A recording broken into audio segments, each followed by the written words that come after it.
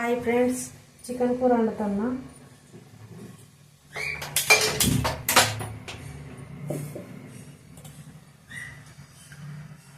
Oil వేస్తున్నా. 3 స్పూన్ల oil వేసిన. ఆయిల్ వేడెక్కింది. 3 ఉల్లిగడ్డలు తీసుకున్నా. పచ్చిమిరపకాయలు, ఉల్లిగడ్డలు, కరివేపాకు వేసిందా.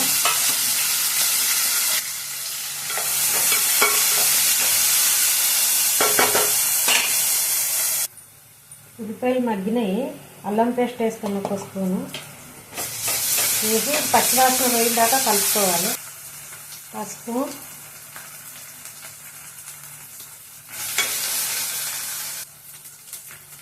½ కిలో చికెన్ అండి. ఇది మంచిగా కడుక్కొని వేస్తున్నాను. బాగా కలిపి మూత పెట్టాను.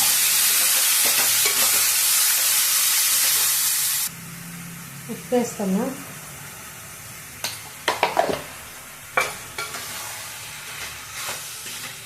ఇప్పుడు కొంచెం నూనెలో కొంచెం ఉడకబెట్టినాను చికెను. ఇప్పుడు కారం వేస్తున్నా. 2 స్పూన్ల కారము. ఇందాక కొంచెం ఉప్పు వేసినా కదా, ఇంకో కొంచెం ఉప్పు వేస్తున్నా.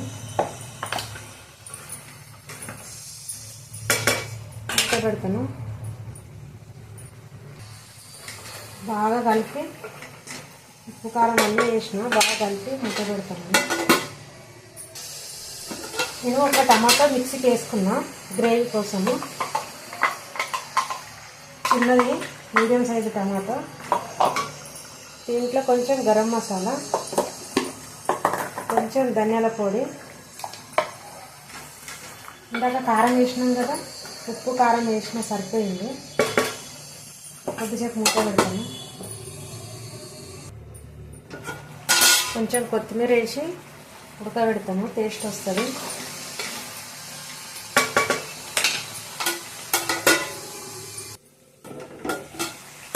చికెన్ కర్రీ అయిపోయింది.